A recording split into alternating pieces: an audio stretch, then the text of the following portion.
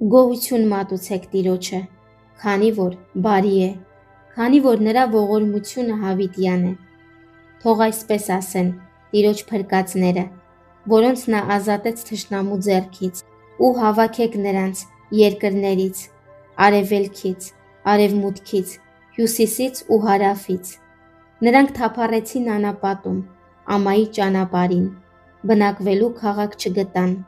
Սոված ու ծարավ լինելով, նրանց հոգին իրենց մեջ նվաղում էր։ Տիրոջն աղաղակեցին իրենց նեղության մեջ, և նա փրկեց նրանց իրենց վշտերից ու նրանց ուղիղ ճանապարհով առաջնորդեց, որպեսզի բնակելի քաղաք գնան։ Երանի թե մարդիկ գոհություն մատուցեն Տիրոջը իր ողորմության ու այն հրաշալի գործերի համար, որ նա արեց մարդկանց որդիների համար, քանի որ նա հագեցնում է կարոտյալ անձին ու անոթի հոգին բարությամբ է լցնում,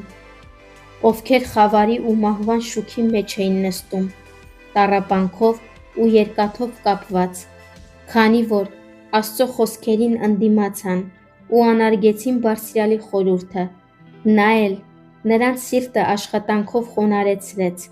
ընկան ու ոչ ոք չկար, որ օգներ, ապա Տիրոջն աղաղակեցին իրենց նեղության մեջ, ու նրանց փրկեց իրենց տառապանքներից, նրանց խավարից ու մահվան շուքից հանեց, ու նրանց կապանքները կոտրատեց։ Երանի թե մարդիկ գոհություն մատուցեին Տիրոջը իր բարության ու իր հրաշալի գործերի համար, որ մարդկանց որդիների համար կատարեց,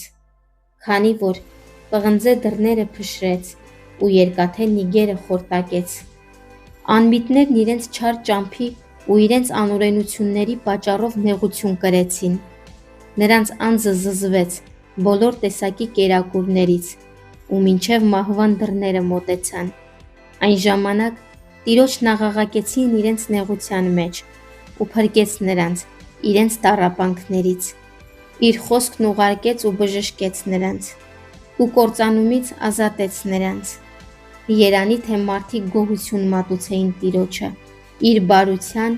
ու իր հրաշալի գործերի համար, որ մարդկանց որդիների համար կատարեց։ Թող գոհության պատարակներ մատուցեն